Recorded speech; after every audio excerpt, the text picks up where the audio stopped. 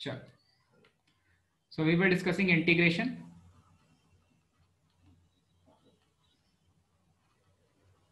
अच्छा भाई, अब इंटीग्रेशन में थोड़ी थोड़ी छोटी छोटी चीजें तो हमने पढ़ ली थी, ठीक है। तो कुछ क्वेश्चन से शुरू करते हैं, मान लो कि मुझे चाहिए integral of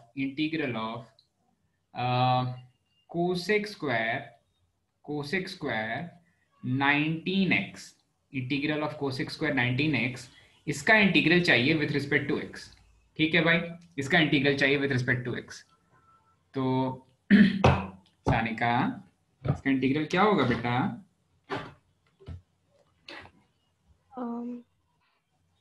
The antiderivative of cosec square x is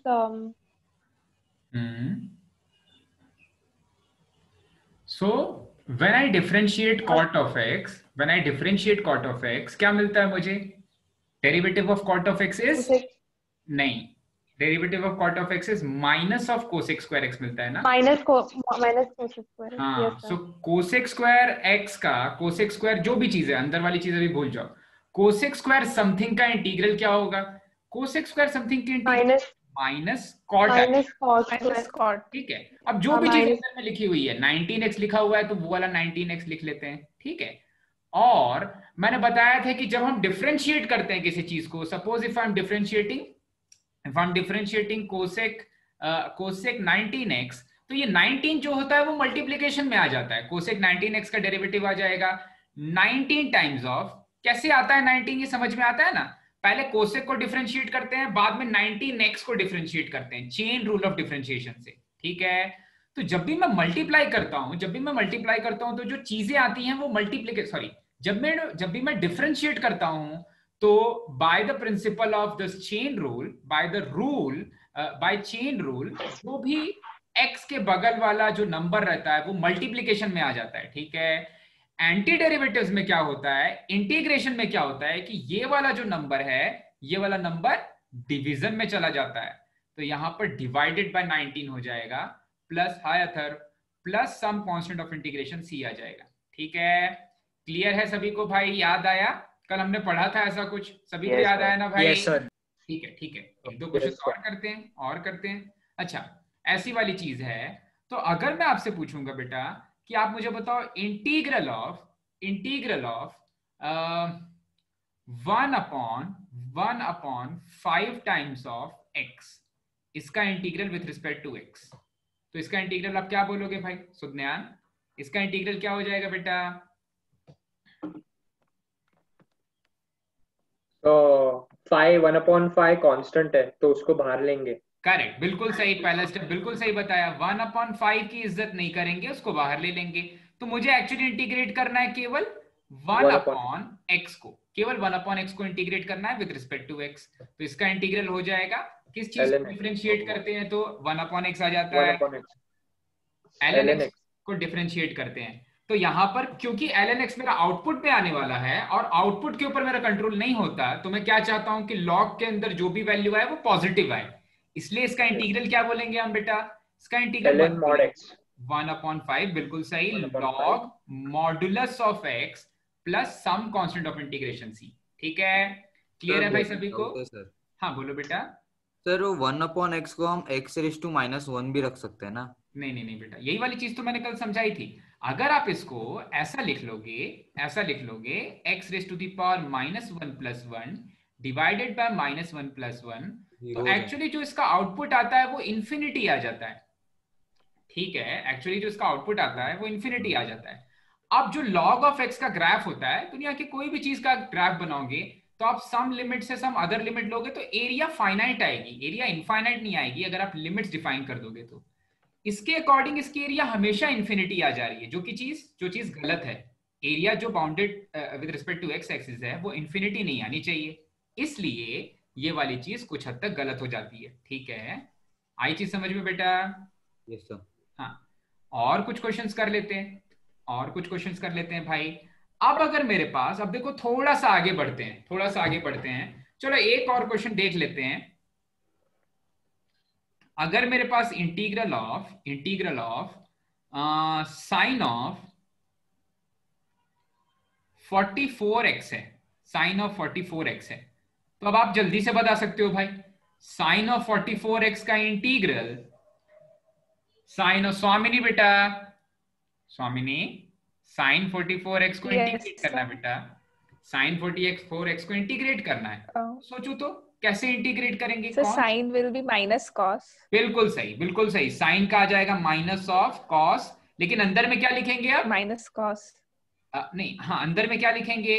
तो चीज यहाँ पे लिखी हुई है, हाँ, 44x, ठीक है। जब डिफरेंशिएट करते थे तो 44 मल्टीप्लिकेशन में आ जाता था। अब ये क्या हो जाएगा?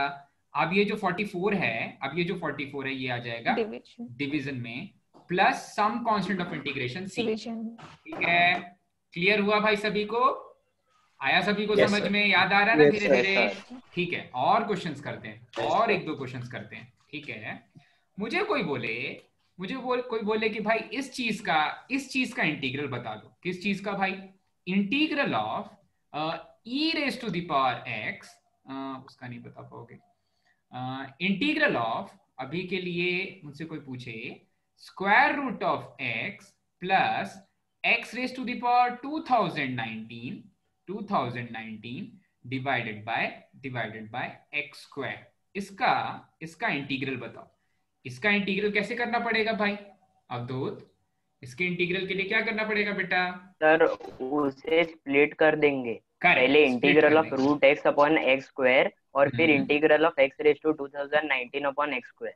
ठीक है। वेदांत बेटा देखो, तो इसको स्प्लिट कर दे रहे हैं। वेदांत देखो बेटा, इसको स्प्लिट कर दिया, square root of x divided by x square ले लिया, और इसका integral with respect to x ले लिया, plus integral 2000 x raise to the power 2019 divided by x square, इसका integral with respect to x ले लिया, ठीक है। अच्छा भाई वेदांत अब क्या करें बेटा? वेदांत अब क्या करें बेटा? इसके बाद क्या करें? डिवीजन के लिए तो मैंने कोई फॉर्मूला बताया ही नहीं है, तो क्या करना पड़ेगा इसके बाद? आवाज नहीं आ रही, कोई बात नहीं, आयुष बता देगा, आयुष अभी मदद कर देगा भाई। Ayush sir, yes sir. हाँ, क्या करना पड़ेगा बेटा इसके बाद? Sir anti derivative of root x 1/2 root x 1/2x आ जाएगा ना? नहीं, अभी भी फंस रहे हो। देखो, जब भी कोई अलजेब्रिक टर्म दिखे, आपको क्या करना है? केवल x के पावर को देखो, x का इफेक्टिव पावर क्या हो जा रहा है, केवल ये चीज देखो, ठीक है। तो अभी ऊपर में x का पावर है 1/2 और नीचे में x का पावर है 2, तो इफेक्टिव x का पावर कितना होगा बेटा? आयुष, इफेक्टिव x का पावर होगा x का पावर 1/2 - 2, ठीक है। इसको इंटीग्रेट करना है विद रिस्पेक्ट टू x। यहां पर मैंने आपको बहुत अच्छे से बता दिया। हम एंटी डेरिवेटिव्स क्यों समझ रहे थे? मैंने जब एंटी डेरिवेटिव शब्द बोला था ना, तो मैंने केवल वो इसलिए बोला था कि एंटी डेरिवेटिव की एक्चुअल मीनिंग क्या है, एंटी डेरिवेटिव्स निकालते कैसे हैं। एंटी डेरिवेटिव्स अब हम इंटीग्रेशन से ही निकालेंगे। मैं ये जो चीज बोल रहा हूँ ना, साइन एक्स का डेरिवेटिव कोसाइन एक्स, तो कोसाइन एक्स का इंटीग्रल साइन एक्स, ये केवल याद रखने के लिए बोल रहा हूँ, याद रखने के लिए। एक बार फॉर्मूला याद हो गया कि भाई x raise to the power n का जो इंटीग्रल होता है वो होता है x raise to the power n+1 divided by n+1। अगर वो याद हो गया तो सोचना ही नहीं है उल्टा, ठीक है। तो बोलो तो बेटा आयुष, नेक्स्ट वाला टर्म का क्या हो जाएगा भाई? नेक्स्ट वाले टर्म को कैसा लिख लें? x का power x raise to 2019 minus 2017 with respect to x, इसका इंटीग्रल निकाल लेंगे भाई, ठीक है। तो देखो, तो ये वाली चीज हो जाएगी integral of x raise to the power -3/2 with respect to x plus integral of x raise to the power 2017। मैंने आपको बताया था बेटा, दोनों के साथ कांस्टेंट ऑफ इंटीग्रेशन आने वाला है, लेकिन दोनों का सिंगल कांस्टेंट ऑफ इंटीग्रेशन लिख लेंगे। तो ये बन जाएगा x का पावर -3/2 + 1 डिवाइडेड बाय -3/2 + 1 प्लस ये वाली चीज बन जाएगी x raise to the power 2017 + 1 divided by 2017 + 1। मैंने क्या किया? मैंने केवल ये वाला फॉर्मूला अप्लाई कर दिया है। x raise to the power n dx का जो इंटीग्रल होता है वो होता है x raise to the power n+1 divided by n+1 plus some constant of integration c। तो ये वाली चीज जब अप्लाई करेंगे, और अभी मैं एक चीज भूल रहा हूं, मुझसे गड़बड़ हो रही है, यहाँ पर plus c plus constant of integration भी लिखना पड़ेगा। तो ये वाली चीज हो जाएगी। देखो तो -3/2 + 1 क्या दे देगा? x का पावर माइनस हाफ, ठीक है, divided by minus of half आ जाएगा, divided by minus of half, अच्छा अभी लिख लेते हैं, divided by minus of half, ठीक है, प्लस ये वाली चीज है x का पावर, गड़बड़ हुई मुझसे फिर से, ये वाली चीज है x का पावर 2018, x का power 2018 divided by 2018 plus some constant of integration c, ठीक है। थोड़ा सा और सिंप्लीफाई करेंगे तो ये कुछ ऐसा बन जाएगा, ये बन जाएगा माइनस ऑफ 2x का power minus of half plus x का power 2018 divided by 2018 plus some constant of integration c, ठीक है। समझ में आ गया बेटा सभी को? नोट कर लिया क्या सभी ने? Yes sir. अब इतनी चीजें समझ में आ गई तो थोड़ा सा आगे बढ़ते हैं, एक कदम आगे बढ़ते हैं। अभी तक मैंने क्या सिखाया? अभी तक मैंने ये सिखाया कि अगर, ध्यान देना भाई, ये सारी वैल्यूज में क्या हो रहा था, लीनियर एक्स के साथ, लीनियर टर्म के साथ एक कांस्टेंट टर्म मल्टीप्लिकेशन में था, एक कांस्टेंट टर्म मल्टीप्लिकेशन में था, यहां पर भी एक कांस्टेंट टर्म मल्टीप्लिकेशन में था, ठीक है। ये तो बिल्कुल सिंपल था, ओके। जब ये कांस्टेंट टर्म के साथ कोई नंबर एडिशन में आ जाए, जैसा कुछ ऐसा दिया हो, कोई ऐसा मुझसे पूछे कि find the integral of e raise to the power 2x plus 3, इसका integral with respect to x बताओ, ऐसा कोई पूछे, ठीक है। तो केवल इस केस में ध्यान देना, कौन सा केस भाई, एक बार मैं केस अच्छे से लिख देता हूं पहले। अब मैं क्या डिस्कस करने वाला हूं कि जब कंपोजिशन में, मतलब कि फंक्शन के अंदर जब फंक्शन या कर्व के अंदर जब कर्व चले जा रही है तो ये वाला फॉर्म हो, x के साथ एक कांस्टेंट टर्म हो, एक कांस्टेंट टर्म हो और प्लस कोई दूसरा कांस्टेंट टर्म हो। अच्छा भाई, प्लस कोई दूसरा कांस्टेंट टर्म जब मैं बोल रहा हूं अवधूत, तो ये प्लस जो दूसरा कांस्टेंट टर्म है क्या है, नेगेटिव भी हो सकता है, प्लस दूसरा वाला कांस्टेंट टर्म नेगेटिव भी हो सकता है, क्योंकि कांस्टेंट तो कोई भी वैल्यू ले सकता है, कांस्टेंट और नेगेटिव भी हो सकता है। तो मैं कौन सा केस डिस्कस कर रहा हूं भाई, मैं कुछ ऐसा बोल रहा हूं कि ऐसा कोई केस हो सकता है 3x माइनस 2 या फिर माइनस 2x प्लस 3 या फिर माइनस 2x माइनस 2 या फिर माइनस x माइनस 9, इस तरह के कोई भी केसेस हो सकते हैं। एक कांस्टेंट x के मल्टीप्लिकेशन में है और दूसरा कांस्टेंट एडिशन में आ जाएगा, ठीक है, ओके, कुछ ऐसा है। चलो, तो अब ये फंक्शन के अंदर चले जा रहे हैं, अब ये मेरे कर्व के अंदर चले जा रहे हैं, ये सारे के सारे टर्म्स, ठीक है। तो मुझसे किसी ने पूछा, जस्ट जो अभी जो वाला इंटीग्रल मैंने बोला था, integral of e raise to the power 2x plus 3, इसका इंटीग्रल किसी ने पूछा विथ रिस्पेक्ट टू x, ठीक है। तो आपको क्या करना है कि इस वाले पूरे टर्म को फर्स्ट वाले स्टेप में, ये वाला जो पूरा टर्म दिखता है आपको, जब भी दिखे एक constant term multiplied by x plus एक दूसरा कांस्टेंट टर्म, जब भी ऐसा कुछ दिखे, ध्यान देना x का पावर 2 नहीं बोल रहा हूं, केवल लीनियर टर्म बोल रहा हूं, ठीक है। तो जब भी कभी ऐसा कुछ दिखे तो आप इसको एक दूसरे वेरिएबल की तरह ट्रीट कर लो। आप मान लो कि ये कोई वेरिएबल y है, मतलब सपोज कर लो, एक्चुअली में ऐसा नहीं करते, अभी याद करने के लिए बताया चल रहा है, एक्चुअली में इसको भी मेथड ऑफ सब्स्टिट्यूशन से करते हैं, लेकिन अभी याद करने के लिए, क्योंकि ये चीज बार बार देखने को मिल सकती है। तो मैं क्या बोलूंगा कि इसको थोड़ी देर के लिए, किसको थोड़ी देर के लिए भाई, ये वाली चीज को थोड़ी देर के लिए मान लो कि ये y है, कोई दूसरा वेरिएबल y है, ठीक है, कोई दूसरा वेरिएबल ये y हो गया। अच्छा, तो आप ये बताओ e raise to the power y का इंटीग्रल क्या होता है? e raise to the power y का इंटीग्रल होता है e इकलौता एक ऐसा फंक्शन होता है या कर्व होता है जिसका इंटीग्रल और डेरिवेटिव बिल्कुल सेम होते हैं। तो e raise to the power y का इंटीग्रल आ जाएगा e raise to the power y। अब यहां पर y की जगह पर है 2x प्लस 3, तो यहां पर भी आ जाएगा 2x प्लस 3, वो जो y आने वाला था, मैंने गलत लिख दिया, 2x प्लस 3, वो जो y आने वाला था वो y एक्चुअली में नहीं लिखते हैं, वो बस मैं सिखाने के लिए सिखा रहा हूं, उसको थोड़ी देर के लिए y ले लो, तो e raise to the power y का इंटीग्रल आ जाएगा, उसका इंटीग्रल भी आ जाएगा e raise to the power y, और y है 2x प्लस 3, ठीक है, plus some constant of integration c।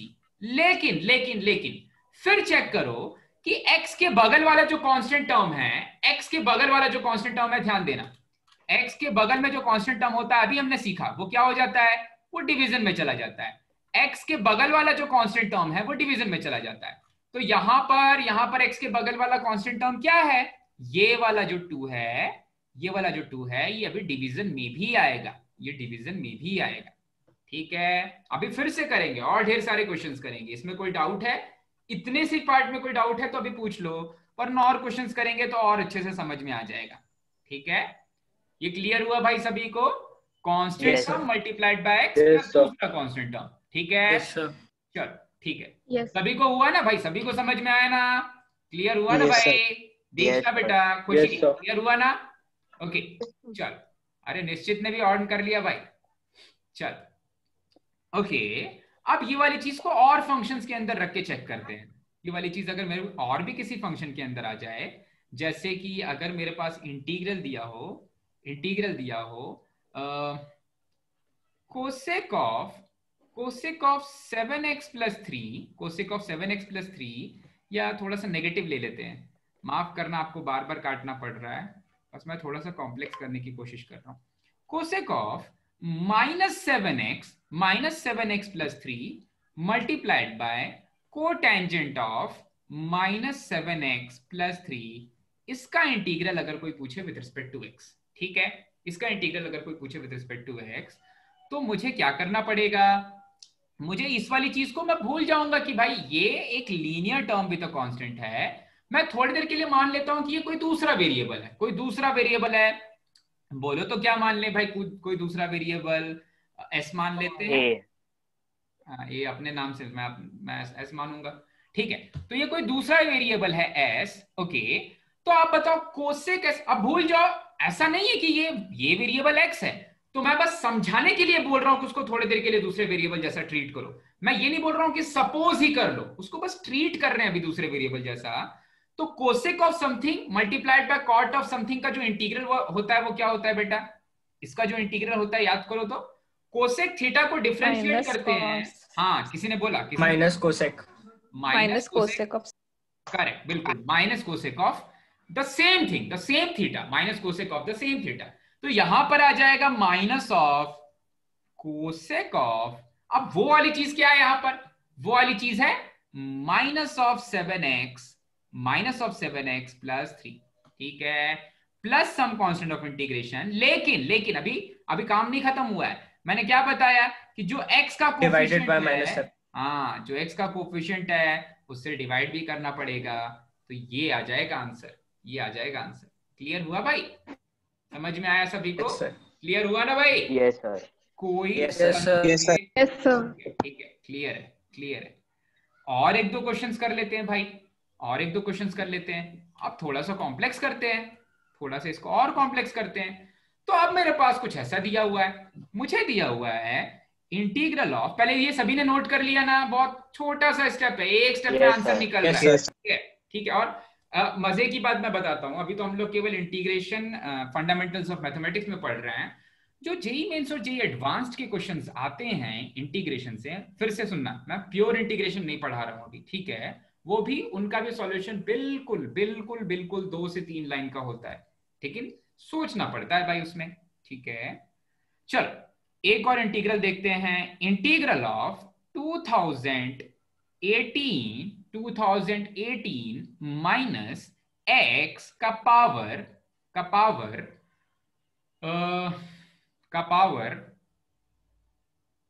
2017 with respect to x। ये तो आसान हो गया, चल फिर भी कर लेते हैं इसको। तो भाई इसका इंटीग्रल निकालना है, कोई बात नहीं, निकाल लेंगे। इसके इंटीग्रल के लिए क्या लिखेंगे? अब देखो, अभी मैं भूल जाता हूं कि अंदर वाली चीज क्या लिखी हुई है। 2018 माइनस एक्स को मैं नया, देखो तो ये 1 मल्टीप्लाइड बाई, ये इस वाली चीज को सेटिस्फाई कर रहा है, constant plus x plus some other constant. एक कांस्टेंट है -1, दूसरा कांस्टेंट है 2018। किसी को कंफ्यूजन तो नहीं है भाई? ये -1 एक कांस्टेंट है और ये 2018 एक कांस्टेंट है, ठीक है। तो फिर ये some constant times of x plus some other constant का फॉर्म बन रहा है, ठीक है। इस वाले लीनियर टर्म का पावर है 2017, तो पावर है 2017, तो पहले इस वाले पूरे टर्म को सिंगल टर्म ट्रीट करते हैं, तो ये कुछ ऐसा दिखेगा। 2018 माइनस x का पावर ये x raise to the power n वाला फॉर्म बन रहा है, x raise to the power n वाला फॉर्म बन रहा है। तो ये हो जाएगा 2017 प्लस 1 डिवाइडेड बाय 2017 प्लस 1। कौन सा फॉर्मूला यूज किया देख लो भाई, ये वाला फॉर्मूला यूज किया है, x raise to the power n something raise to the power n का integral n plus 1 upon n plus 1 भी देता है।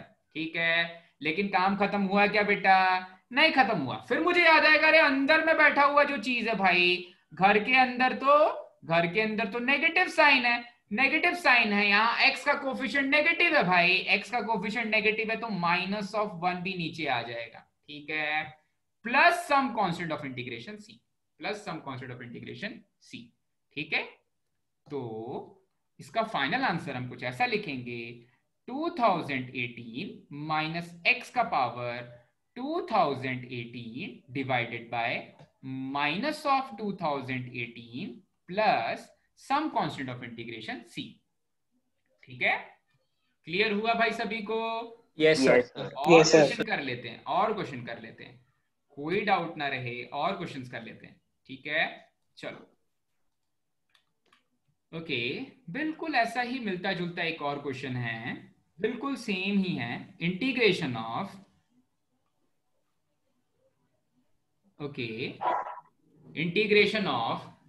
कौन मेरी मदद करेगा भाई?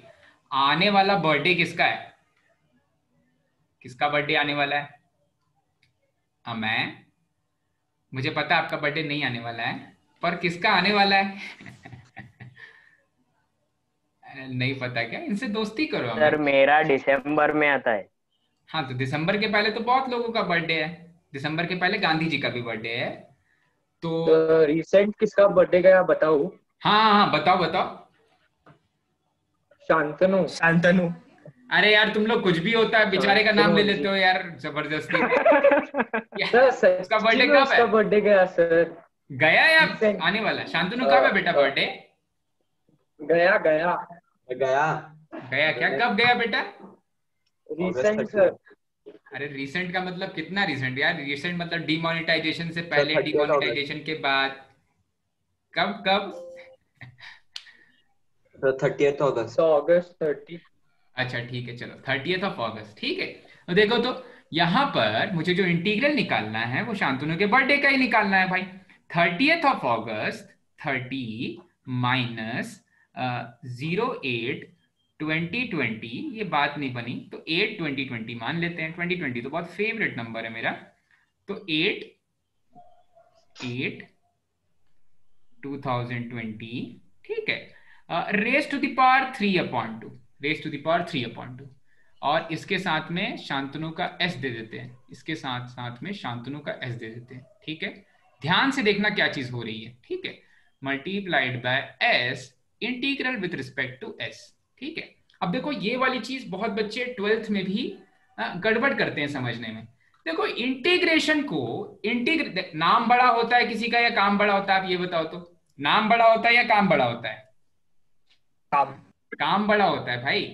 तो आप चाहे एक्स एक्सिस का नाम एक्स एक्सिस रख के एरिया निकालो, या फिर आप एक्स एक्सिस का नाम एस एक्सिस रख के शांतनु रख के एरिया निकालो। अरे भैया एरिया तो सेम आने वाला है ना भाई मेरे। Excuse me sir. हाँ बेटा। Sir is it raise to 3/2 or no? Raise to is this raised to 3/2 or no?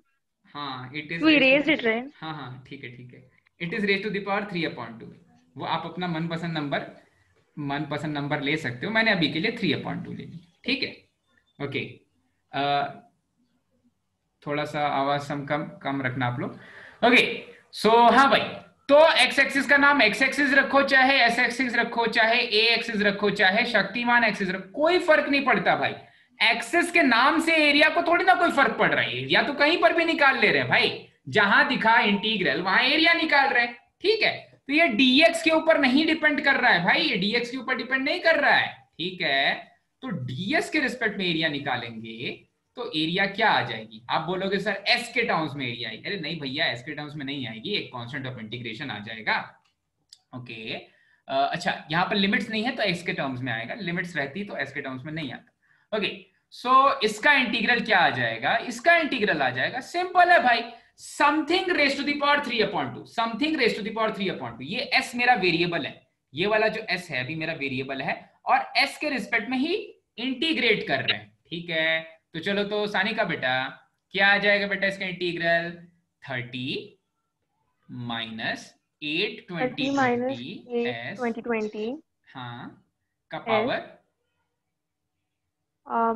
3/2 plus 1 बिल्कुल सही, डिवाइडेड बाय 3/2 प्लस 3/2 1। plus 1 लेकिन एक चीज बच रही है, क्या बच रहा है भाई, माइनस 820 माइनस 8 माइनस 8 20 Minus 20 से 8 मल्टीप्लाई करना पड़ेगा डिनोमिनेटर को और plus some constant of integration C आ जाएगा। क्लियर है भाई, पकड़ में आई चीज, ठीक है। Yes sir. चलो अब एक बहुत इंपॉर्टेंट फॉर्म जो मैंने कल एक बार एक लाइन में बोला था, ठीक है, वो मैं फिर से बोल दे रहा हूं, it is not possible to integrate, it is not possible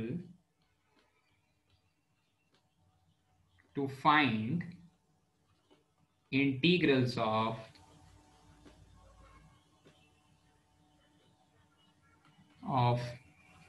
all the functions। Okay ये वाली चीज होती है, हम दुनिया के सारे फंक्शंस का इंटीग्रल नहीं फाइंड कर सकते। लेकिन अब आप ये मत बोलना कि आपसे एग्जाम में कोई इंटीग्रल नहीं हुआ तो आप बोलोगे कि सर सभी का फाइंड नहीं कर सकते इसलिए मैंने इसका भी फाइंड नहीं किया। आपके पास क्वेश्चन वही आएगा जिसका आप फाइंड कर सकते हो, ठीक है। पर आप अपने मन से कोई एक ऐसा क्वेश्चन मत बना करके ले आना कि सर इसका इंटीग्रल निकाल के दिखाओ, ठीक है, क्योंकि सारे के सारे फंक्शंस का इंटीग्रल मैं भी नहीं निकाल सकता हूं, ठीक है। ओके ओके ठीक है, चलो तो कुछ हद तक टू एन एक्सटेंट हमने इंटीग्रल्स भी थोड़ा बहुत पढ़ लिया। और क्वेश्चंस करने हैं क्या, और क्वेश्चंस करने हैं क्या, कर लेते हैं। Yes sir. yes sir अभी और भी क्वेश्चंस करने वाले हैं, और भी कुछ थ्योरी वाला आज हम पढ़ेंगे भाई, square root of x square mod of x क्यों होता है, ठीक है, वो वाली चीज भी पढ़ेंगे। तो एक लास्ट क्वेश्चन है भाई इंटीग्रल पे, क्या बेटा, तो डेफिनेट इंटीग्रल पे थोड़ा क्वेश्चन चलो डेफिनेट इंटीग्रल्स पे कर लेते हैं, डेफिनेट इंटीग्रल्स पे कर लेते हैं।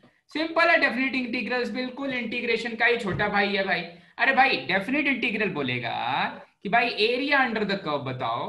अब देखो सुनो, डेफिनेट इंटीग्रल और एरिया अंडर द कर्व दोनों आइडेंटिकल चीजें नहीं होती। अभी मैं बोल रहा हूं बस कि definite integral he area under the curve है।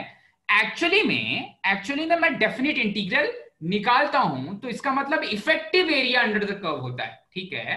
तो मैं ऐसा बोल रहा हूं कि find the definite integral of, ये बेटर है बोलना, ठीक है। So find the definite integral from -3 to 4 log of x dx, ठीक है। सॉरी log of x का तो निकाल ही नहीं पाओगे अभी। Okay so find the definite integral of 1 upon x dx from -3 to 4, ठीक है। तो इसका डेफिनेट इंटीग्रल कैसे लिखेंगे भाई, इसका डेफिनेट इंटीग्रल कैसे लिखेंगे, log of 1 upon x dx को पहले इंटीग्रेट करेंगे भाई। 1 upon x dx का इंटीग्रल क्या हो जाएगा, 1 upon x dx का इंटीग्रल क्या हो जाएगा, log mod of x, ठीक है। प्लस कांस्टेंट ऑफ इंटीग्रेशन नहीं आएगा क्योंकि यहां पर लिमिट्स आ गई हैं। जब लिमिट्स आती हैं तो प्लस ही नहीं आता है। अब इसमें हम वैल्यूज रख देंगे भाई, -3 से +4, -3 से +4 वैल्यूज रख देंगे। अच्छा भाई तो फिर जो इसका आउटपुट आ जाएगा, तो फिर हाँ जो इसका आउटपुट आ जाएगा, इसका आउटपुट आ जाएगा log of 4 का modulus minus log of modulus of -3, ठीक है। तो ये वाली वैल्यू आ जाएगी log of 4/3 in modulus, plus constant of integration नहीं होगा। जब लिमिट्स आ जाती है तो प्लस कांस्टेंट ऑफ इंटीग्रेशन नहीं होता है, ठीक है। क्लियर है ना भाई ये बात? सर उसको हम log 4/3 भी डायरेक्टली लिख सकते हैं ना, क्योंकि mod of 4/3 is equal to 4/3। हाँ log of 4/3 आप डायरेक्टली लिख सकते हैं। जब ये -3 को प्लस बना दिया तब लिख सकते हैं, ठीक है। प्लस कांस्टेंट ऑफ इंटीग्रेशन नहीं आएगा। अच्छा भाई अब देखना, तो ये वाला नोट किया सभी ने, कुछ नहीं है, आपको आप जो स्टेप में इंटीग्रेट कर रहे हो वहां पर जाकर के आप वैल्यूज रख दो, बस वैल्यूज रख के सब्ट्रैक्ट कर दो, ठीक है। अब थोड़ा सा बड़ा जब वैल्यू आ जाए तब क्या करेंगे, थोड़ी थोड़ी सी बड़ी कोई वैल्यू आ जाए तब क्या करेंगे, ठीक है। तो देखो तो क्या करेंगे भाई, अगर मुझे कोई बोले कि इंटीग्रेट करो, इंटीग्रेट करो इंटीग्रेट करो फ्रॉम -3 टू 0, -3 टू 0, ठीक है, -3 to 0 square root of x, square root of x, ठीक है, इसका integral with respect to x, इसका integral with respect to x, ठीक है। तो अनीशा बेटा, अनीशा, यस सर। इसको कैसे इंटीग्रेट करेंगे बेटा? Root x is x raised to half x and raised to the its power, integral will be, हाँ, and its integral after adding 1 will be x raised to 3/2 upon 3/2. Okay, plus कुछ नहीं आएगा, constant of integration नहीं आएगा, ऐसा ही। हाँ, yes. देखो तो जानबूझ के पूछा गया था ये question, deliberately I asked this question because when I am having x का पावर 3/2, x का पावर 3/2 में कोई नेगेटिव नंबर जा सकता है क्या? x का पावर 3/2 में कोई नेगेटिव नंबर जा सकता है? सोचो तो। No, x का sir. पावर 3/2 इज x का पावर 1/2 का होल क्यूब होगा ना भाई, x का पावर 1/2 का whole cube, that means square root of x का whole cube, that means a negative value हो सकता है ये -3 से जब 0 आप रखोगे तो कभी ना कभी तो -3 संसार में रखना पड़ेगा ना भाई। -3 का स्क्वायर रूट क्या बताओगे? -3 का तो स्क्वायर रूट बता ही नहीं सकते, ठीक है। तो ये लिमिट्स, हाँ बेटा कुछ बोल रहे हो आप अपना फिर ऑडियो ऑफ रखो, अगर आप कुछ नहीं बोल रहे हो, अगर कुछ पूछना चाहते हो तो बोलोगे। ऋषिकेश कुछ बोलना चाहते हो क्या? ओके, ठीक है। तो बहुत इंपॉर्टेंट चीज है कि भाई ये लिमिट्स हम कब रखते हैं, जब मैं फंक्शन के अंदर ये लिमिट्स हम तभी सब्स्टिट्यूट करते हैं जब फंक्शन अलाउ करता है, जब वो कर्व अलाउ करती है। कुछ कर्व्स के अंदर आप रख ही नहीं सकते वो वैल्यूज, कुछ कर्व के अंदर आप रख ही नहीं सकते वो वैल्यूज, तो फिर उनका इंटीग्रल, अरे भाई कर्व यहां से यहां तक है और मैं आपको बोल रहा हूं बेटा ये नेगेटिव वैल्यू ऑफ -3 से लेके +2 के बीच में इसका एरिया निकालो। भैया मेरे कर्व यहां से यहां तक है तो एरिया कहां से कैसे निकलेगा यहां पर? ऐसी वाली कोई चीज हो रही है, ठीक है। और एक राज की बात बता देता हूं आपको, ये जो स्क्वायर रूट ऑफ एक्स है ना, ऐसे नहीं बताऊंगा, इसके लिए डेस्मोस पे चलते हैं, स्क्वायर रूट ऑफ एक्स का ग्राफ बनाते हैं। मुझे डाउट है कि डेस्मोस करेक्ट ग्राफ बनाता है, डेस्मोस भी कुछ गलत ग्राफ्स बनाता है, वो मैं आपको कभी दिखाऊंगा, अच्छा दोस्त है वो मेरा, ओके।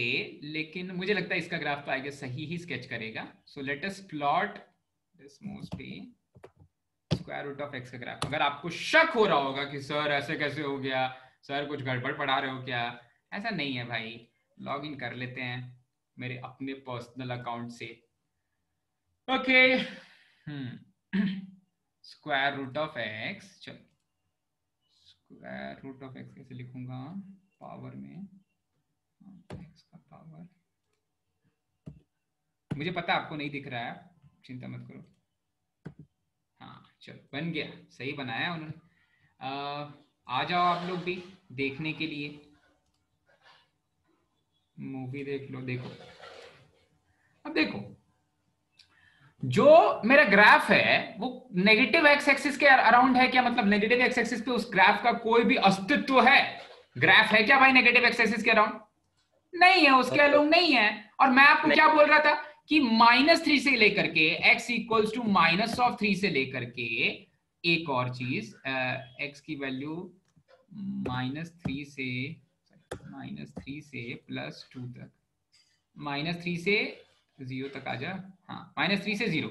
अब इसके बीच में कर्व का कोई एरिया ही नहीं है, तो कोई एरिया मिलेगा भी नहीं, क्योंकि हम वैल्यूज रख ही नहीं सकते उस कर्व के अंदर। वैल्यूज कहां की रख सकते हैं? जैसे ही मैं 0 के राइट हैंड साइड में चले जाऊंगा ये वाली वैल्यूज रख सकता हूं भाई। ये वाला एरिया पूछोगे तो मैं बता सकता हूं, आप बोलोगे सर ये वाला एरिया पूछो, आप बता दूंगा मैं, तो नेगेटिव वैल्यूज रख ही नहीं सकते, ठीक है। तो हैंडल विथ केयर इंटीग्रेशन की जो लिमिट्स हैं उनके ऊपर थोड़ा सा ध्यान देना पड़ेगा, ठीक है। Will the same logic apply to derivatives? नहीं नहीं नहीं, डेरिवेटिव्स में क्या होता है बेटा, देखो ये वाली चीज मुझे भी बचपन में बहुत कंफ्यूजिंग लगती थी। देखो दुनिया का कोई भी फंक्शन आप बना लो, उसके ऊपर किसी ना किसी पॉइंट पर आप टेंजेंट बना सकते हो। आप क्या बोल रहे हो कि स्क्वायर रूट ऑफ एक्स का डेरिवेटिव नहीं निकाल सकते हैं एक्स लेस देन 0 के लिए? क्या सर नहीं, अगर जो इंटीग्रेट किया है उसका डेरिवेटिव ही ये आ जाएगा सर। हाँ, तो रूट एक्स को इफ वी पुट -1, नहीं एट -1 डेरिवेटिव निकाल सकते हैं क्या? नहीं, रूट एक्स का डेरिवेटिव पहले तो -1 पे निकाल ही नहीं सकते भाई। मेरा फंक्शन यहां से यहां तक ही है, फंक्शन यहां से यहां तक ही है, इतना ही फंक्शन है, और आप बोल रहे हो कि सर इस वाले पॉइंट पर टेंजेंट ड्रॉ करो। जब फंक्शन यहां पर बैठा हुआ है तो मैं टेंजेंट ड्रॉ ही नहीं कर सकता, तो रूट एक्स के लिए टेंजेंट भी नहीं निकाल सकते एक्स लेस देन 0 के लिए, ठीक है। पर अगर आप बोलोगे कि सर क्या ये चीज हर एक फंक्शन के लिए होगा, जो एंटी डेरिवेटिव्स और डेरिवेटिव्स वाला कॉन्सेप्ट है ना, वो कुछ हद तक गड़बड़ हो जाता है। कहां पर गड़बड़ हो जाता है? जो मेरा आउटपुट आता है उसमें गड़बड़ हो जाता है। 1/x में नेगेटिव वैल्यूज में दे सकता हूं अपने इनपुट में, लेकिन उसका output log of x, output भी नेगेटिव आ सकता है, लेकिन x में मैं नेगेटिव वैल्यू नहीं दे सकता उसके आउटपुट में। तो मतलब आप जब log ऑफ x को डिफरेंशिएट कर रहे हो तब स्लोप नेगेटिव आ सकता है, लेकिन 1/x को जब इंटीग्रेट कर रहे हो तो उससे जो कर्व आने वाली है वो कर्व हमेशा पॉजिटिव होगी। इसको देखो, इसको मैं समझाता हूं।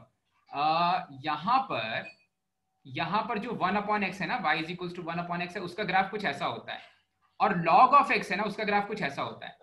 तो अपना जो मैं इनपुट देने वाला हूं 1/x में, वो नेगेटिव भी हो सकता है, पॉजिटिव भी हो सकता है, ठीक है। ये वाला ग्राफ दोनों मिला करके ग्राफ है y is equal to 1/x का, ठीक है। और log ऑफ x का ग्राफ केवल पॉजिटिव x के लिए डिफाइंड है।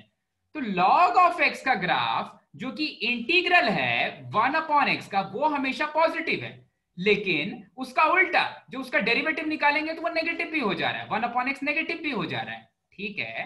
तो इस तरह से नहीं सोच सकते। मुझे उस स्टेज पे फंक्शन के उस स्टेज पर उसके अभी डोमेन भी आप नहीं जानते हो, उस स्टेज पे मुझे बस ये चेक करना है कि जो मैं x की वैल्यूज रख रहा हूं वो वैल्यू सेटिस्फाई कर रही है नहीं कर रही है। log of mod of x को सेटिस्फाई कर रही है, तो फिर उसके लिए नेगेटिव वैल्यूज भी अगर उसको सेटिस्फाई करेंगी तो नेगेटिव साइड में भी उसका कोई ना कोई डेरिवेटिव मिलेगा, ठीक है। अभी एक दो क्लास के बाद और हम आगे पहुंच जाएंगे। अभी के लिए मैंने केवल ये सिखाया कि भाई जब आप इंटीग्रेट करते हो तो इंटीग्रल में आप केवल x की पॉजिटिव वैल्यूज ही रख सकते हो, लेकिन उसका उल्टा उसका डेरिवेटिव 1/x में आप नेगेटिव वैल्यूज भी रख सकते हो, ठीक है। तो ऐसे नहीं सोचेंगे, अलग अलग फंक्शन बन जा रहे हैं ना, 1/x का नेचर बिल्कुल अलग है, log mod x का नेचर बिल्कुल अलग है। हाँ बेटा। So does it mean that -3 raised to half we can't integrate this, right?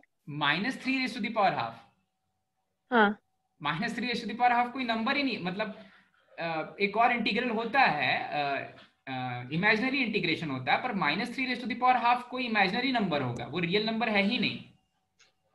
so you're explaining the same thing, right? नहीं Like आप किसी पॉइंट को इंटीग्रेट कभी नहीं कर सकते। मैं बोलूंगा कि 2 को इंटीग्रेट करो तो आप, अच्छा हाँ, ये तो एक रियल पॉइंट है, इसको इंटीग्रेट कर सकते हैं, पर इसके इंटीग्रल के लिए आपको कोई पॉइंट्स लेने पड़ेंगे। -3 तो मेरे रियल प्लेन पे कोई पॉइंट ही नहीं है, तो जो पॉइंट ही नहीं है उसके अंडर का एरिया मैं सोच ही नहीं सकता, ठीक है। Okay. हाँ, ऐसे सोचेंगे अभी के लिए। वैसे उसको इंटीग्रेट कर सकते हैं, एक इमेजिनरी प्लेन में ले जाके इंटीग्रेट कर सकते हैं, एक इमेजिनरी एरिया आएगी उसके लिए, ठीक है। ओके, इंटीग्रल्स तो हम फिर से पढ़ेंगे, बट ये वाली चीज आप 12th में भी नहीं पढ़ोगे, इमेजिनरी नंबर्स का इंटीग्रेशन आप 12th में भी नहीं पढ़ोगे, आप इंजीनियरिंग में ही पढ़ोगे।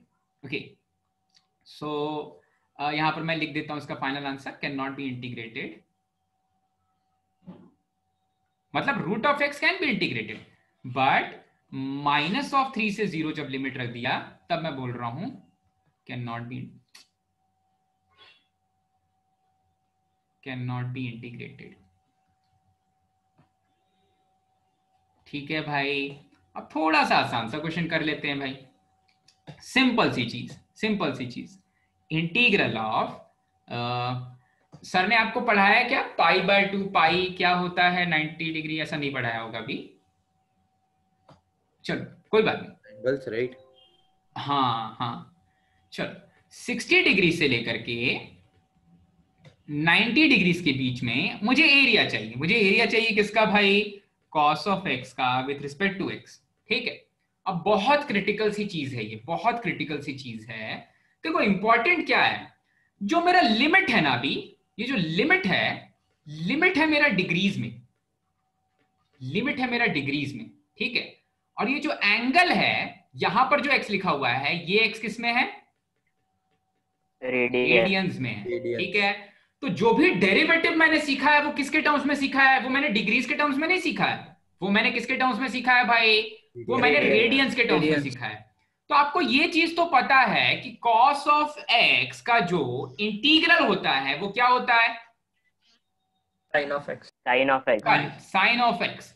लिमिट दे दिए तो कांस्टेंट ऑफ इंटीग्रेशन कुछ नहीं आने वाला। अब देखो इंटरेस्टिंग चीज आती है, आपको एरिया निकालनी है तो ये आपके ऊपर है कि आप लिमिट्स क्या रख रहे हो, आपके ऊपर है कि आप लिमिट्स क्या रख रहे हो। अगर आप चाहो तो ये 60 डिग्रीज को आप रेडियन में कन्वर्ट कर सकते हो, या फिर आप केवल 60 डिग्रीज भी रख सकते हो। वैसे ही अगर आप चाहो तो ये 90 डिग्रीज को आप रेडियंस में कन्वर्ट कर सकते हो, या फिर आप 90 डिग्रीज भी रख सकते हो। अगर आप 90 डिग्रीज रखोगे तब भी वही आंसर होगा। जो साइन ऑफ 90 डिग्रीज को पाई बाय 2 बोलते हैं, ये बताया क्या सर ने? 90 degrees is pi by 2 radian. Yes sir. Sir सिर्फ दोनों लिमिट का ये सेम, लिमिट का यूनिट सेम रहना चाहिए। हाँ दोनों लिमिट, देखो ये कितनी इंटरेस्टिंग सी चीज है। मैं क्या बोल रहा हूं ना, आप 1 सेंटीमीटर से 2 सेंटीमीटर तक इंटीग्रेट कर रहे हो पहले, ठीक है। और फिर मैंने उसका नाम चेंज कर दिया, बस मैंने बोला कि आप 1 सेंटीमीटर से 2 सेंटीमीटर तक नहीं, आप 10 mm से लेकर के 20 mm तक इंटीग्रेट कर रहे हो। तो कोई डिफरेंस हुआ क्या? अभी भी कर्व तो वैसे ही बन रही है ना, कोई डिफरेंस हुआ क्या? मैंने लिमिट्स नहीं चेंज किए, वहां पर जो नंबर रखा जा रहा है वो नंबर सेम जा रहा है। मतलब वो साइन 90 की वैल्यू वही होगी जो साइन ऑफ दैट रेडियन की वैल्यू होगी, साइन ऑफ 90 की वैल्यू वही होगी जो साइन ऑफ दैट रेडियन की वैल्यू होगी। ये चीज डेरिवेटिव में नहीं हो पा रहा था। डेरिवेटिव में क्या हो रहा था भाई? देखो डेरिवेटिव में क्या हो रहा था, ये समझ में आया? 1 सेंटीमीटर 10 mm, ये वाली चीज समझ में आई क्या भाई? इंटीग्रेशन में क्या कीप द एंगल्स, ऐसा मतलब डिग्रीज में। हाँ यू कैन कीप द, देखो आपके पास दो मेथड है, मतलब आपके पास दो रास्ते हैं, या तो यार डायरेक्टली यहां पर साइन ऑफ 90 रख दो, या फिर directly sine of pi by 2 रख दो। दोनों से आंसर सेम ही आएगा, क्योंकि 90 ही पाई बाय 2 है, 1 सेंटीमीटर ही 10 mm है, 90 ही पाई बाय 2 है। तो जो साइन 90 पे अपना आउटपुट देने वाला है वही साइन पाई बाय 2 पे भी अपना आउटपुट देने वाला है, सेम आउटपुट आने वाले हैं, ठीक है। तो क्योंकि अभी हमने बहुत हद तक ट्रिग्नोमेट्री नहीं पढ़ा है, तो अगर आपको अगले 2 महीने में कहीं इंटीग्रल का ऐसा कोई क्वेश्चन आता है तो आप सिंपली एंगल रख देना, ठीक है। अभी के लिए आप रेडियंस के बारे में ज्यादा मत सोचना, इंटीग्रल्स में आप सिंपली एंगल रख देना, ठीक है। ऐसा नहीं है कि गड़बड़ हो जाएगा हम रेडियंस में रखेंगे तो, वो रेडियंस में वही एंगल रख रहे हैं, बस उस एंगल का नाम चेंज कर दे रहे हैं। भाई 90 degree is pi by 2 radian, तो साइन ऑफ पाई बाय 2 की वैल्यू भी वही होती है, साइन ऑफ 90 डिग्री की वैल्यू भी वही होती है। आप देखो, आप ऐसा रखोगे, यहाँ पर रखोगे 60 से 90, तो आप क्या निकालोगे? Sine of 90 degrees minus sine of 60 degrees. लेकिन आप बोलोगे सर एक्स तो एंगल इन रेडियन है, तो आप रेडियन में रखो वहां पर चीजें। मैं बोलूंगा बिल्कुल, तो 90 को रेडियन में कन्वर्ट कर लो, तो आप रख दो साइन ऑफ 90 को रेडियन में कन्वर्ट करोगे तो आ जाएगा pi by 2, minus sine of 60 को रेडियन में कन्वर्ट करोगे तो आएगा पाई बाय 3। अब कन्वर्जन कैसे होता है भाई? कन्वर्जन सर ने सिखाया होगा, 360 डिग्रीज में 2 पाई रेडियन होता है, 360 डिग्रीज में 2 पाई रेडियन होता है, तो 90 डिग्रीज में कितना होगा भाई? पाई बाय 2 हो जाएगा। 4 से डिवाइड कर दो दोनों को, 60 डिग्रीज में कितना हो जाएगा भाई? पाई बाय 3 हो जाएगा। 6 से डिवाइड कर दो दोनों को, तो जब आप साइन पाई बाय 2 और साइन पाई बाय 3 निकालोगे ना, इसकी वैल्यू भी 1 ही आती है, इसकी वैल्यू भी √3/2 ही आती है, तो कोई बहुत ज्यादा फर्क नहीं होगा। और साइन 90 डिग्री की वैल्यू क्या होती है? 1 होती है। साइन 60 डिग्री की वैल्यू क्या होती है? √3/2। ठीक है, तो आप अभी कंफ्यूज हो जाओगे अगर आप सोचोगे कि रेडियन में कन्वर्ट करना है फिर ये करना है। ऐसी चीज मत सोचो। थोड़े देर के लिए जब तक हम ट्रिग्नोमेट्री नहीं पढ़ लेते हैं, इतना ज्यादा रेडियन के बारे में नहीं सोचते हैं, इतना ज्यादा रेडियंस के बारे में नहीं सोचते हैं, ठीक है, इंटीग्रल्स में, ठीक है, केवल डिग्रीज के बारे में सोच लेते हैं भाई। डिग्रीज के बारे में सोच लिया तो ऐसे लिख दिया। ये वाली चीज तो आई गेस सभी को क्लियर है। Yes sir. ये वाली चीज Yes, सभी को sir. क्लियर है भाई? ठीक है। Yes, तो चलो, sir. अभी के लिए एस कॉस का प्लस साइन होता है, हाँ ये वाला आ जाएगा 1 माइनस रूट 3/2। ठीक है, फिर से सुनना भाई, दोनों से आंसर सेम आने वाला है। ऐसा मत समझो कि मैं आपको रेडियंस वाला पार्ट नहीं पढ़ा रहा हूँ। रेडियंस वाला पार्ट डेरिवेटिव्स में काम का है, क्योंकि वहां पर एक कांस्टेंट आ जाता है। यहां पर उस कांस्टेंट का कोई इंपॉर्टेंस नहीं है, क्योंकि लिमिट्स जो है ना, लिमिट्स इस चीज पर डिपेंड नहीं करती हैं। लिमिट्स अगर आप सेम ले रहे हो, उनका नाम चेंज कर दे रहे हो ना, तो एरिया वही निकल रहा है अभी भी। आप 1 सेंटीमीटर को 10 mm लिखो, या होता है ना 10 mm लिखो, या कुछ और लिखो, 1/1000 किलोमीटर लिखो, क्या 1 जो भी होता है, अभी मैं नहीं सोच रहा हूँ ऐसा। ठीक है, कोई फर्क नहीं पड़ता। ओके, सो ये वाली चीज भी हमने डिस्कस कर ली, ये वाली चीज भी हमने डिस्कस कर ली। ओके ओके, तो कुछ हद तक जो क्रिटिकल पॉइंट्स थे डेफिनेट इंटीग्रल में, वो हमने डिस्कस कर लिए। अच्छा भाई, चलो आप कुछ क्वेश्चंस करते हैं, आप कुछ क्वेश्चंस करते हैं, और जिसमें जो इनमें सबसे इंपॉर्टेंट क्वेश्चन है, पहले मैं वो डिस्कस कर लेता हूं, जहां से हम ये डिस्कस करेंगे कि square root of x square क्यों होता है mod of x. Square root of x square क्यों होता है मॉड ऑफ एक्स। ओके, तो आपके टीपीपी का ही एक क्वेश्चन है, उस वाले क्वेश्चन से शुरू करेंगे। आज मैं लास्ट में वो जो भी मैंने कल होमवर्क दिया था वो पूरा डिस्कस करेंगे, चिंता मत करो। अगर आपको कुछ चीजें नहीं आई हैं तो हम वो सारी चीजें डिस्कस कर लेंगे। ठीक है, तो अभी के लिए ये वाले क्वेश्चन को ध्यान से देखो। पहले तो आप मुझे ये बताओ, आपको मॉड ऑफ एक्स पता है ना? मॉड ऑफ एक्स क्या होता है? Absolute value function. ठीक है, Yes, sir. चलो, तो ये पता नहीं कौन सा क्वेश्चन है, एक सेकंड में बता देता हूं। ये है क्वेश्चन नंबर 36 ऑफ टीपीपी। ठीक है, so question number 36 of TPP है। ओके फाइन, अब देखो मॉड ऑफ एक्स की पहले डेफिनेशन देखो। मॉड ऑफ एक्स की खुद की डेफिनेशन क्या होती है? ठीक है, सो मॉड ऑफ एक्स होता है, मॉड ऑफ एक्स होता है एक्स जब एक्स की वैल्यू ग्रेटर देन 0 है या इक्वल्स टू 0 है। ठीक है, तो ये वाले साइन को आपने पहले कभी देखा है? ग्रेटर देन और इक्वल्स टू, ये वाला साइन कभी पहले देखा है क्या बेटा? Yes, sir. सभी ने देखा Yes, है ना? sir. ग्रेटर देन और इक्वल्स टू का मतलब समझ में आता है ना? उससे बड़ा या उसके बराबर हो सकता है। ठीक है, और मॉड ऑफ एक्स की वैल्यू होती है माइनस ऑफ एक्स जब एक्स की वैल्यू हो जाती है नेगेटिव।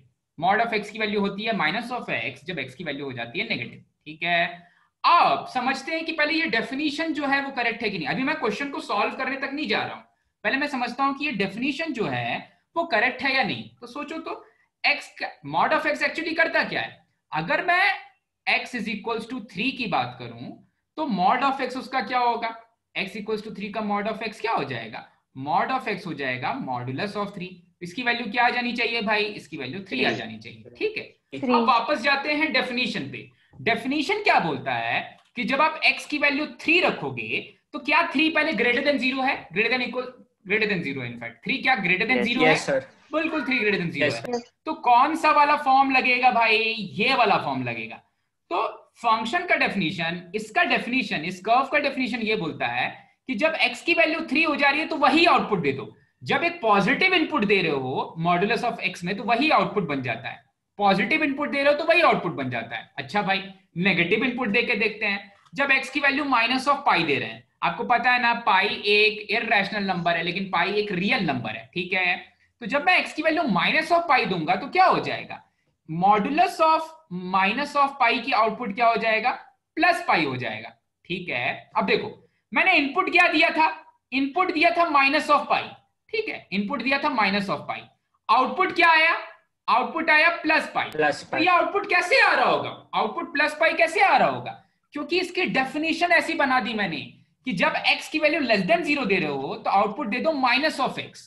जब x की वैल्यू लेस देन 0 दे रहे हो तो आउटपुट दे दो माइनस ऑफ x। तो ये मेरा था इनपुट, ये मेरा था इनपुट। आउटपुट कैसे निकाला मैंने? माइनस से मल्टीप्लाई कर दिया माइनस ऑफ पाई को, इसलिए मुझे मिल गया, इसलिए मुझे मिल गया प्लस पाई। ठीक है, ये वाली वैल्यू जो अभी आ रही है ये प्लस पाई आ जा रही है। क्लियर हुआ क्या? समझ में आया? ये जो डेफिनेशन लिखी हुई है ये सभी को समझ में आई? एक बार फिर से देखो, कुछ नहीं समझ में आ रहा तो पूछो। मॉडुलस ऑफ एक्स का डेफिनेशन क्लियर हो गया सभी को? ऐसा मैं मान के चलूं ना, तब आगे बढ़ेंगे। क्लियर है बेटा? चलो ठीक है। अब देखो बहुत सिंपल सी चीज से शुरू करते हैं। अभी फिर से मैं उस क्वेश्चन के बारे में नहीं डिस्कस कर रहा हूं। ठीक है, ये कुछ अलग ही डिस्कशन चल रहा है, मॉड्यूलस ऑफ एक्स और स्क्वायर रूट फंक्शन को हम समझ रहे हैं, ठीक है। देखो अगर मैं आपसे बोलूं कि मुझे चाहिए, कल मुझसे एक बच्चे ने ये चीज पूछी थी रात को, सानिका ने पूछा था। देखो तो अगर मैं आपसे बोलूं कि 8 रेज टू द पावर 2/3 की मुझे वैल्यू बताओ, 8 रेज टू द पावर 2/3 की मुझे वैल्यू बताओ, तो आप बोलोगे सर इसकी वैल्यू दो तरीके से निकल सकती है। वो दो मेथड क्या क्या है भाई? पहले इसका क्यूब रूट लेंगे या पहले इसका स्क्वायर करेंगे। ये 1/3 का मतलब है क्यूब रूट, ठीक है। तो पहले इसका क्यूब रूट लेंगे या पहले इसका स्क्वायर करेंगे? सुज्ञान पहले क्या करेंगे बेटा? तो पहले रूट निकालेंगे। पहले रूट निकालेंगे, ठीक है, सही है। पहले रूट निकाल के चेक करते हैं कि देखो तो यहाँ से आता है। हाँ बिल्कुल सही, सेम आ जाता है, ठीक है, सेम आ जाता है। दोनों चीज चेक करते हैं। यहां पर 8 का पहले क्यूब रूट निकाल लेते हैं, 8 का पहले क्यूब रूट निकाल लेते हैं और फिर उसका स्क्वायर निकालेंगे, ठीक है ऋषिकेश? 8 का क्यूब रूट निकाल लेते हैं फिर उसका स्क्वायर निकाल लेंगे। तो 8 का क्यूब रूट होता है 2 और 2 का स्क्वायर क्या होता है 4। तो आउट